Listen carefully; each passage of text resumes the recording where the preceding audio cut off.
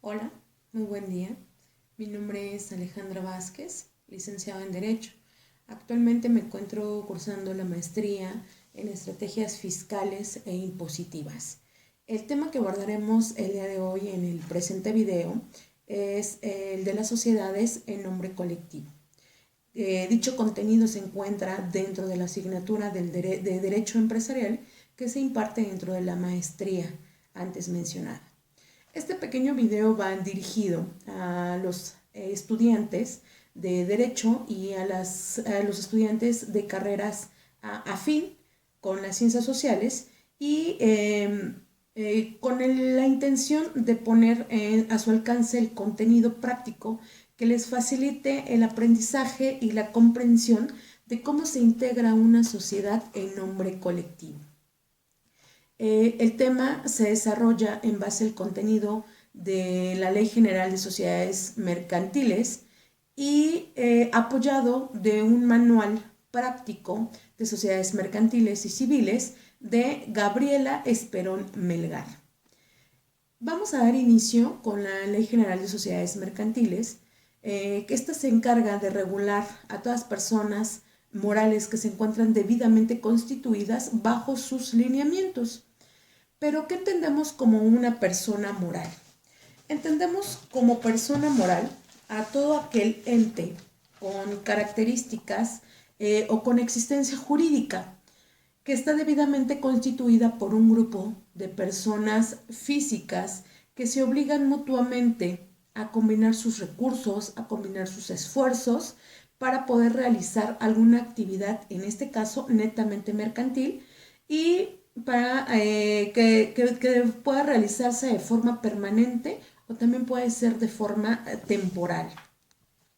En el contenido del artículo 1 de la Ley General de Sociedades Mercantiles, prevé 7 tipos de sociedades que regula, entre las cuales encontramos a la sociedad en nombre colectivo, la sociedad de comandita simple, la sociedad de responsabilidad limitada, la sociedad anónima, la sociedad de comandita por acciones, las sociedades cooperativas y recientemente, bueno, ya no tan reciente, en el año 2016, se integró la sociedad de acciones simplificadas. Para este video vamos a hacer un análisis específico sobre la sociedad de nombre colectivo. En el artículo 25 de la Ley General de Sociedades Mercantiles prevé, si bien es cierto, no una definición específica, pero sí algunas características que identifican a esta sociedad en nombre colectivo. El contenido del artículo 25, antes mencionado, establece que la sociedad en nombre colectivo es aquella que existe bajo una razón social y en la que todos los socios responden de modo subsidiario, limitado y solidario al cumplimiento de las obligaciones sociales establecidas dentro de la misma sociedad. El contenido, bueno, el nombre de o razón social se formará con el nombre de uno de los socios o de varios. Y cuando este nombre o razón social no prevea el nombre de todos los socios, se podrá anexar al nombre la palabra y compañía o cualquier equivalente, o y en su caso incorporar la abreviatura CIA. Vamos a observar, bueno, vamos a analizar algunas características específicas o principales dentro de la misma sociedad.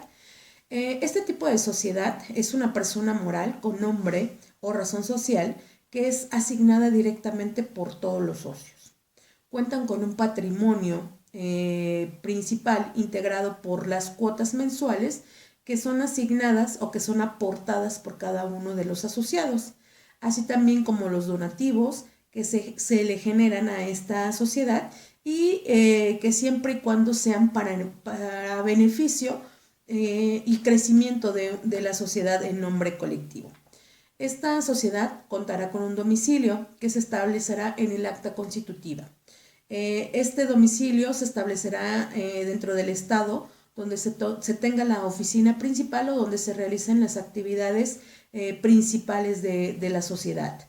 También contará con una nacionalidad que, de acorde al país en el que es debidamente constituida, se establecerá dentro de los estatutos del acta. Esto regulado dentro del artículo 5 de la Ley de Nacionalidad y Naturalización. Por lo tanto, al contener un nombre o una razón social, tener un patrimonio propio, contar con un domicilio y establecer una nacionalidad para nuestra persona moral o para nuestra sociedad, se considera que tiene los elementos necesarios para poder contar con una personalidad jurídica y asimismo tenga una representación ante la sociedad. Señalaremos también algunos requisitos y elementos que son importantes dentro de esta sociedad. Como todas las sociedades, debe contar con un grupo de personas que se van a encargar de realizar las administraciones o de realizar la administración de esta empresa, porque al ser una persona moral, pues no puede ser representada por todos o en conjunto, sino que se tiene que asignar, delegar, nombrar a una persona que se le va a considerar como administrador. Pueden ser uno o pueden ser varios.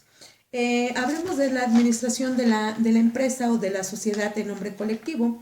La administración de la sociedad estará a cargo de uno o varios administradores, dependiendo de la votación y dependiendo de las decisiones que tomen los asociados.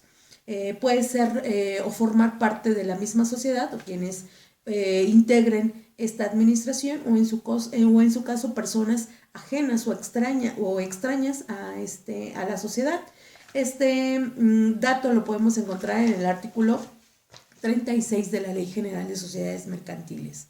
El nombramiento, las remociones de los administradores se darán en forma libre a través de un voto por parte de los socios. Cuando el nombramiento del administrador recaiga sobre una persona extraña y alguno de los socios esté o manifieste su inconformidad, tendrá su derecho para poder separarse de la administración, de la sociedad. Cuando se asigne a un administrador con calidad de inamovible, recaerá siempre sobre un socio. Solo podrá ser removido por una orden judicial, ya sea porque le haya causado un daño a la misma sociedad o se considera culpa o se considera dolo. En caso de no poderse o por no ponerse de acuerdo en asignar algún administrador o administradores, todos los socios concurrirán en la administración de esta sociedad.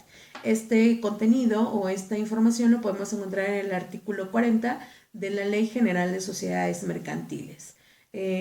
Todos los fundamentos, todos los números, todos los artículos citados dentro de este video están regulados por la Ley General de Sociedades Mercantiles para no estarnos repitiendo el nombre de la legislación o de la ley. Damos continuidad a la misma administración. Estos administradores, una vez asignados por los socios, tendrán la obligación de proporcionarles o rendirles cuentas a cada uno de los socios. Esta rendición de cuentas se dará de forma semestral, a excepción de que dentro de los estatutos se incorpore una temporalidad diferente. Aun y cuando se establezca que cada 6 meses se les otorgará la rendición de cuentas, los socios tienen el derecho de poder solicitar en cualquier tiempo y en cualquier momento la rendición de cuentas a los administradores. Las decisiones importantes que se tomen dentro de la misma o dentro de la sociedad serán a cargo de los administradores y estos tendrán que considerarlo o tendrán que manifestarlo ante el grupo de asociados o ante los demás socios que no son considerados como administradores. Este voto se realizará por mayoría. En caso de empate, pues los mismos socios realizarán el desempate de la posible solución al conflicto o a la manifestación de inconformidad que exista dentro de la misma sociedad. Solamente en casos urgentes se realizará o se tomará la decisión por parte de uno de los socios y se considerará como caso urgente todo aquello o aquella manifestación que le cause un daño a toda la sociedad o a la sociedad en general. Estos socios que son administradores o que serán asignados como administradores tendrán ciertas facultades que podrán realizar o podrán llevar a cabo. Estas facultades les permiten poder enajenar, grabar todos los bienes inmuebles que formen parte de la sociedad, obviamente siempre y cuando sea con el consentimiento de todos los demás socios. Esta facultad la encontramos dentro del artículo 41 de la Ley General de Sociedades Mercantiles. También estos administradores tendrán la facultad de poder otorgar poderes especiales para poder realizar gestión de determinados negocios sociales, inscripciones al RFC, la apertura de una cuenta bancaria, representación ante la Cámara de Comercio, etcétera, ¿sí? También tendrán la facultad de poder delegar o manifestar delegar algún encargo que en su momento los administradores no pudieran realizar por falta de presencia, y que sean actos netamente extraoficiales o ajenos a las actividades que tienen dentro de la misma sociedad. Podrán utilizar la razón social todos los socios y también todos los administradores, excepto cuando la escritura constitutiva o la escritura pública manifieste lo contrario, ya sea para uso o beneficio propio o para el mal uso del nombre o la razón social. Esta manifestación o esta regla la podemos encontrar dentro del artículo 44 de la Ley General de Sociedades Mercantiles. Así como es importante el poder conocer las facultades y las obligaciones que tienen los administradores, también es importante conocer o dar a conocer o tener siempre presentes las obligaciones y derechos a los cuales se encuentran sujetos los socios.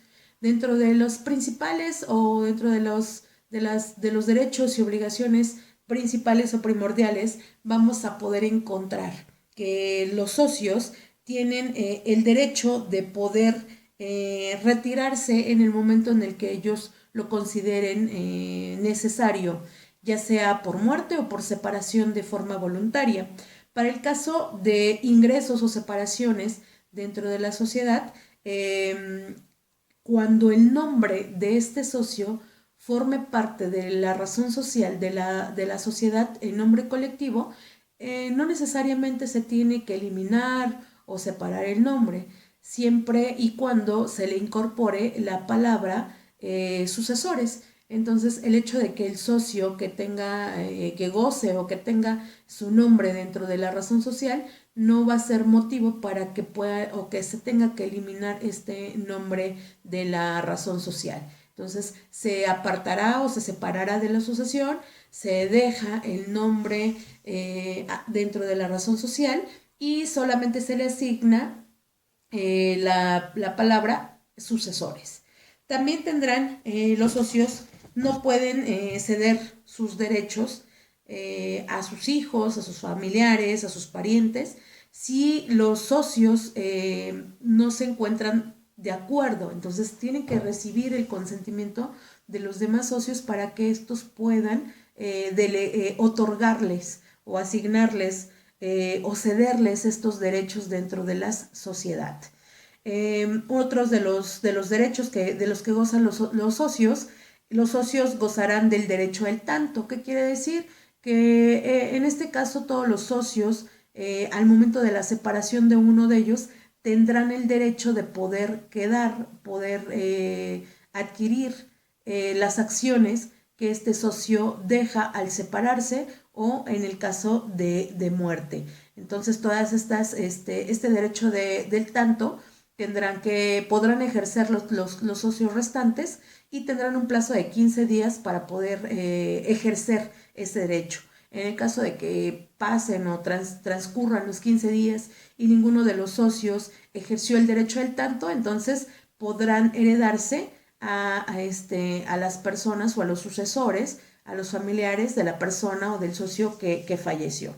Los socios cuando mueren podrán heredar sus acciones siempre y cuando se encuentre pactado dentro de los estatutos o dentro de los lineamientos de la integración de esta sociedad. Se podrá modificar también el contrato social por el consentimiento unánime de los socios. Tendrá obligatoriamente que tener una unanimidad de votos para que la razón o el consentimiento, la razón se pueda modificar en la razón del contrato social. Los socios no podrán dedicarse a negocios del mismo género de la sociedad ni formar parte de otras sociedades, con excepción de que los demás socios que integran esa sociedad tengan el conocimiento y lo acepten. Si existe una manifestación expresa en el que alguno de los socios pueda generar o realizar alguna actividad similar o igual a la que tiene como objeto la integración de la sociedad, no hay ningún problema, siempre y cuando se establezca dentro de los estatutos del acta constitutiva. En caso de que el socio o los socios que realicen actividades similares y que no cuenten con la aprobación de los demás socios, contarán con se realizará una infracción en contra de ellos, solicitando el pago de los daños y perjuicios que le puedan generar a la empresa. Para resolver todas las controversias que existen dentro de la administración, de la toma de decisiones, siempre se realizarán a través del voto de mayoría. También es derecho de los socios que en caso de que los socios que no son administradores podrán solicitar que un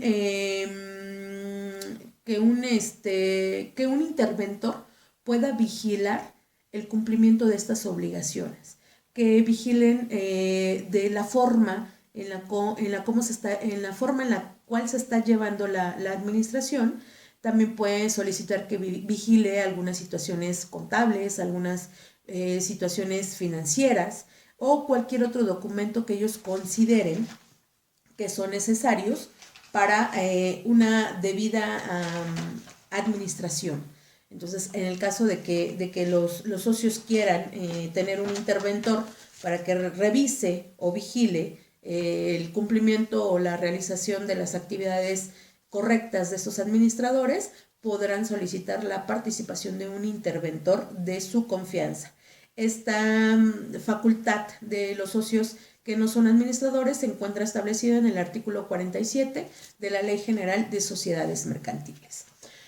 Vamos a hablar de la integración del contrato social, ¿no? Del consentimiento que se realiza, de la manifestación de voluntades que se realiza, del pacto que se realiza y que se tendrá que establecer dentro de un documento o escritura pública para que pueda tener la validez que se requiere y tener la representación social. Como tal, no existe una formalidad que deban reunirse para poder constituirse en sociedad en nombre colectivo. Sin embargo, existe como regla general el contenido del artículo 6 de la Ley General de Sociedades Mercantiles, que prevé o que nos establece ciertas características o ciertos requisitos que debemos contener. Son aproximadamente 13 fracciones, que son las que contiene el artículo 6 de la Ley General de Sociedades Mercantiles. Y es necesario, es importante que por lo menos las primeras 7 se encuentren dentro del estatuto, ya que en caso de que no se eleve a escritura pública, cualquiera de los socios pueda solicitar o demandar en su caso el otorgamiento de la escritura y a través de la vía sumaria. Entonces es necesario, es indispensable siempre contar con estos requisitos que te establece este artículo 6 de la Ley General de Sociedades Mercantiles. Establece: la constitución de la sociedad mercantil debe de celebrarse en escritura pública y ante un notario, la cual debe de contener los siguientes requisitos. Son 13 fracciones con las que cuenta este artículo 6 de la Ley General de Sociedades Mercantiles, dentro de las cuales les voy a mencionar o a leer algunas fracciones que se encuentran y como les comentaba anteriormente, es importante que las 7 primeras siempre se encuentren obligatoriamente. ¿Para qué? Para que en el caso de que no se llegara a elevar a escritura pública el contrato, cualquiera de los socios pueda demandar en vía sumaria el otorgamiento de dicha escritura. La primera fracción dice nombre, nacionalidad y domicilio de las personas que integran o que constituyan la sociedad. Es indispensable siempre contener o tener estos datos dentro de los estatutos o dentro del acta constitutiva para cualquier tipo de trámite, no tan solo para la Constitución, saber quiénes forman parte de la sociedad, si son personas confiables, si son personas que no lo van a hacer con dolo, que no son prestanombres. Actualmente la integración de una sociedad en ámbitos legales, pues es muy fácil poder solicitar la participación de personas que ni siquiera tienen cuenta ni tienen negocio dentro de la misma sociedad, sino prestan el nombre para poder integrarla, ¿no? Sin embargo, al momento de realizar un trámite, por ejemplo, como la inscripción al Registro Federal de Contribuyentes, se solicita la presencia del administrador o del representante legal que forma parte de la sociedad y les realizan un tipo cuestionario para poder observar que la persona que está enfrente del servidor público, representante del Servicio de Administración Tributaria, conozca el objeto, conozca el domicilio fiscal y que obviamente esté vinculado y 100% empapado del contenido de esta información de la sociedad. Por eso es que es muy importante que tanto los nombres, nacionalidades, domicilios se encuentren debidamente establecidos dentro del contrato social. El objeto de la sociedad, la razón o denominación social, es muy importante en este caso de esta sociedad porque lo dijimos al inicio, es importante porque la razón social o el nombre se integra por los nombres de uno o de varios socios y por lo tanto pues es importante siempre señalarlo, ¿no? La duración o la temporalidad que va a tener la sociedad, el importe del capital social, la forma en la que se va a administrar esta sociedad, la distribución de las utilidades, los nombramientos, la designación de los administradores, el importe del fondo de reserva. Me causa un poquito de ruido o de conmoción porque no ubicaba perfectamente bien qué es el importe del fondo de reserva y ya dentro del manual que les comenté, que es Manual de Sociedades Mercantiles, establece que este importe de fondo de reserva está constituido por el 5% de la utilidad anual de la sociedad con el objetivo de proteger el capital ante una futura pérdida. Entonces, si tomaron nota, este importe de fondo de reserva no es otra cosa más que la protección que la misma sociedad realiza para una futura o para unas futuras pérdidas, ¿no? Yo creo que todas las empresas, yo creo que todas las personas físicas, personas morales que se dediquen 100% a asuntos netamente mercantiles, tendrían que estar utilizando este importe de fondo de reserva porque considero, a mi poca experiencia en materia mercantil, que sería una base importante para que las empresas y las negociaciones de personas físicas no se vayan a la quiebra y las empresas tengan una duración mayor que la que normalmente tienen, ¿no? Actualmente nos encontramos en una situación económica, mercantil, comercial, en el que las negociaciones, en el que las empresas, en el que las personas físicas con actividades empresariales, en el que las personas con regímenes de incorporaciones fiscales truenan sus negocios. ¿Por qué? Porque no prevén todas las crisis económicas, todas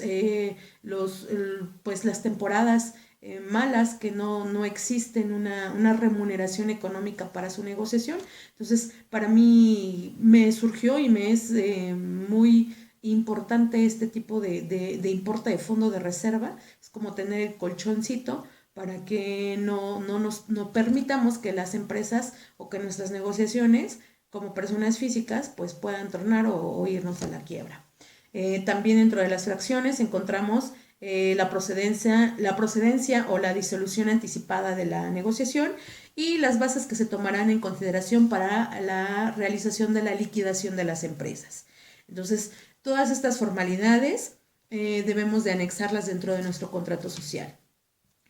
Dice, cuando dicho contrato no se hubiera otorgado en escritura pública ante notario público, pero sí cuenta con los requisitos establecidos en las fracciones del 1 a las 7, cualquier socio si podrá solicitar o demandar en vía sumaria el otorgamiento de la escritura por parte de la autoridad competente y pueda generar o tener la fe y la legalidad ese contrato social. Entonces es muy importante que tengamos en consideración las primeras 7 fracciones del artículo 6 de la Ley General de Sociedades Mercantiles para que, pues, en caso de que alguno de los socios ya no quisiera o no se elevara a escritura pública, cualquiera de ellos pudiera demandar el otorgamiento de escritura y tenga o goce de legalidad su contrato, que obviamente en la mayoría de las sociedades pues no es tan fácil y menos por los costos notariales que son un poco elevados, ¿no? Hablaremos también de unos elementos importantes que son las últimas 2 fracciones del artículo 6 de la Ley General de Sociedades Mercantiles, que son muy importantes, que son la rescisión del contrato, la disolución y la liquidación de la misma sociedad. La rescisión del contrato o las rescisiones de los contratos, tanto civiles como mercantiles, es la terminación del contrato por el incumplimiento de alguna de las obligaciones o el incumplimiento, en este caso, del objetivo para el cual fue creada esta sociedad. Entonces, la rescisión del contrato se realizará o se dará en caso de uso de la firma del capital social, por las infracciones sociales, por la violación a las disposiciones tanto del contrato social como de las infracciones a las disposiciones legales establecidas dentro de un marco jurídico, en este caso establecidas por la Ley General de Sociedades Mercantiles.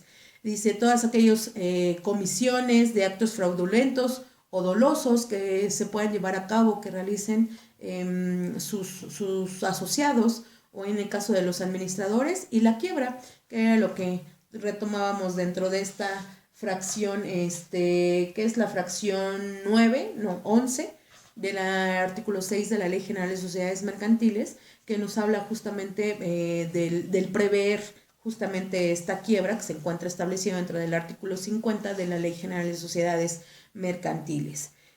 También se encuentra una figura jurídica que es la disolución y la liquidación, que son situaciones completamente distintas, diferentes, y llevan un procedimiento completamente distinto, aun y cuando vayan de la mano, sean o requieran una de la otra para poder concluirse, ¿no? Establece la disolución. De acuerdo al contenido, de acuerdo a la opinión del economista Alexis Herrera, considera que la disolución es la situación de la sociedad en la que se pierde la capacidad jurídica para el cumplimiento o el fin para el cual fue creada dicha sociedad. De acuerdo al artículo 229 de la Ley General de Sociedades Mercantiles, establece que la causa o las causas de poder hacer la disolución de la sociedad es por la expiración del término fijado dentro del estatuto. Si recordamos, dentro de la fracción número 4 del artículo 6 de la Ley General de Sociedades Mercantiles, nos establece que dentro de los estatutos o dentro del contrato social se establezca la duración o el plazo de duración que se tendrá para esta sociedad. Entonces, al momento de la expiración, en el momento en el que se llegue a la fecha establecida para la conclusión de la sociedad, estaremos cayendo o incurriendo dentro de esta fracción del artículo 229. La imposibilidad de poder seguir realizando alguna actividad o el objetivo principal de la misma sociedad y por mismo acuerdo de los socios. Cuando ya los socios tienen establecido o ya acordaron que tengan que disolver la sociedad, entonces por mutuo consentimiento, así como se realizó por mutuo consentimiento, tendrán que hacer la disolución de dicha sociedad en nombre colectivo. También por no contar con el número de los socios establecidos por la ley y en aquellas ocasiones en las que se establece la pérdida de las 2/3 partes del capital establecido dentro de la creación de la misma sociedad. Entonces son las causas o los motivos por los cuales la sociedad tendrá que disolverse, ¿no? Establecidos en el artículo 229 de la Ley General de Sociedades Mercantiles.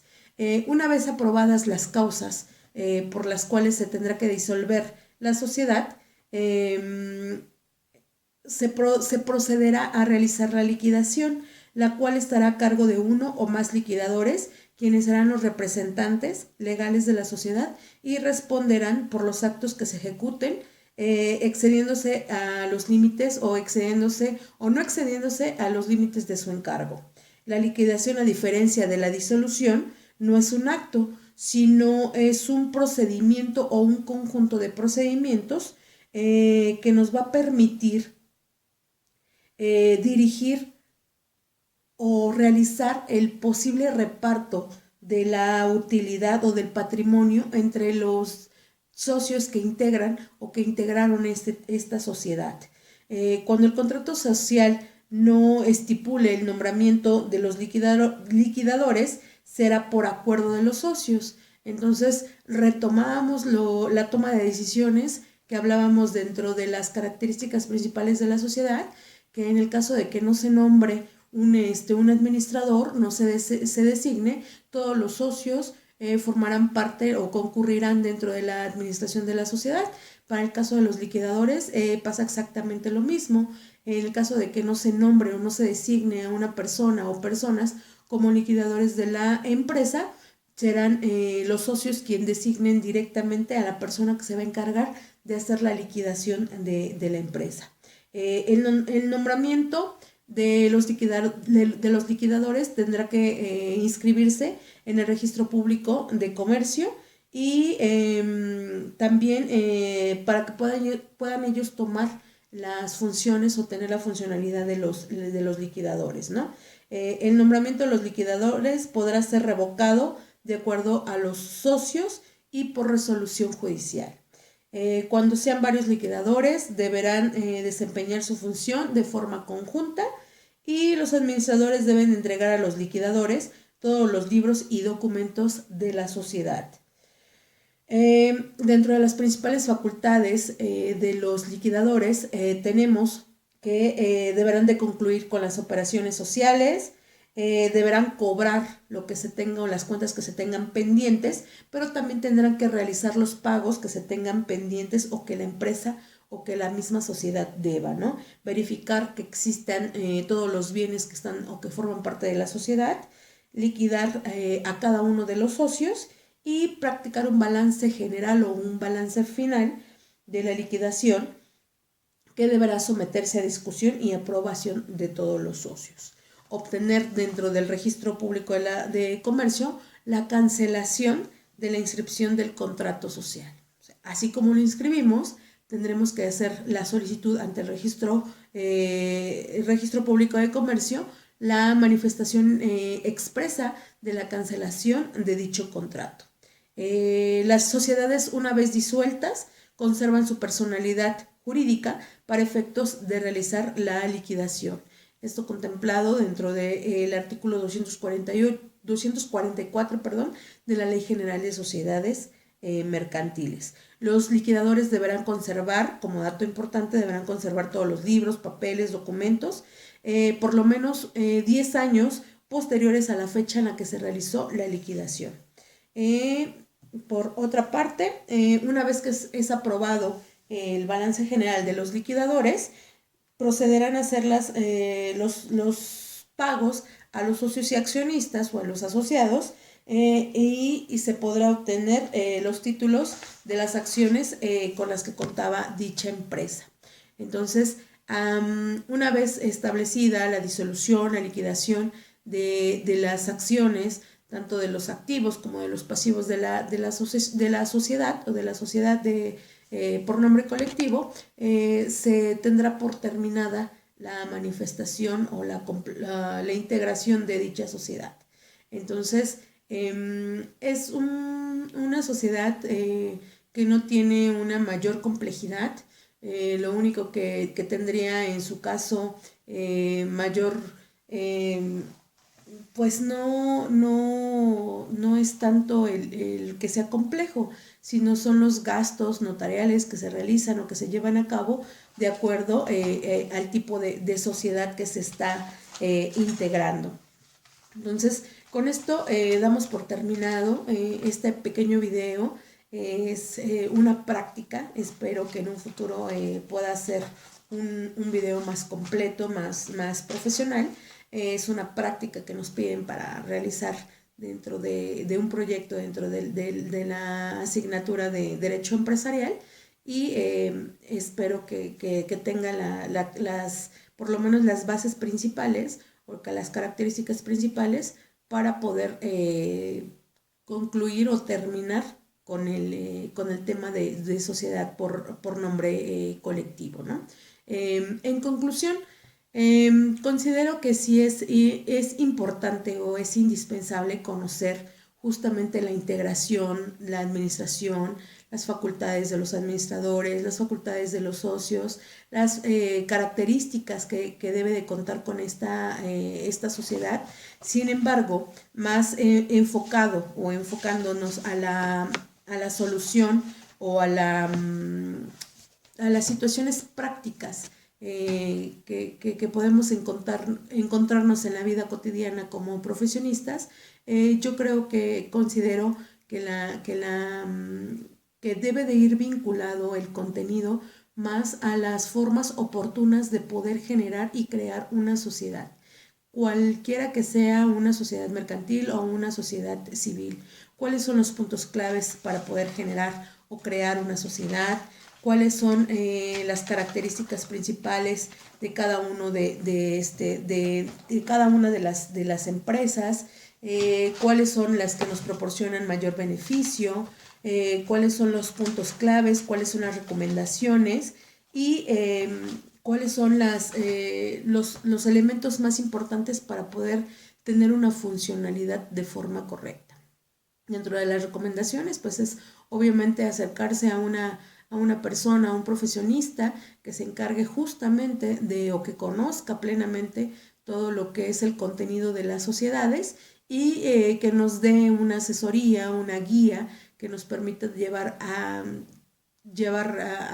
cabo todo lo que es la integración de la sociedad, de los estatutos. Creo que como principales puntos o como principales elementos o características que nos puedan servir es siempre cumplir con tener establecido el objetivo, la integración, la administración, el tipo de sociedad y cuáles son los momentos oportunos para los cuales las personas, tanto físicas como morales, puedan recurrir justamente a la sociedad que mejor les sea redituable.